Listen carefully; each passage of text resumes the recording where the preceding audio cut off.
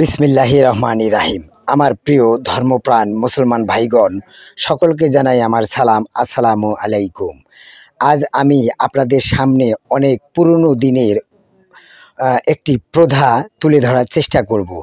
এই যে লোকজনগুলি দেখছেন মাটিতে বসে চারপাশে ঘিরে তারা খাবার খাচ্ছে, আসলে এটি শবে বরাতের একটি আয়োজন। আঞ্চলিক ভাষায় এটাকে আমরা সিন্নি বলি। আসলে এই প্রথাগুলি আজ এখন আর হামেশাই দেখা যাচ্ছে না। এই প্রথা অনেক আগেই বিলুপ্ত হয়ে গেছে।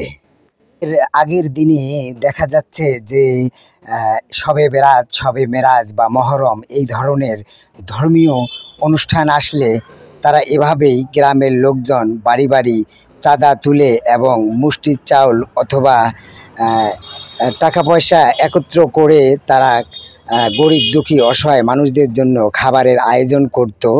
এটাকেই আমরা আঞ্চলিক ভাষায় সিন্নি বলতাম। কিন্তু বহুদিন পর আজকের এই শবে বরাতের দিনে এই খাবারের আয়োজন করে আমাদের গ্রাম্য প্রতিবেশী এক ভাই।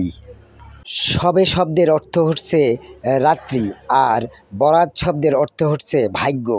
এই ভাগ্য রজনীর রাত্রিতে অবশ্যই আপনারা ইবাদত বন্দেগীতে সারা রাত মশগুল থাকবেন। মহান আল্লাহ ক্ষমা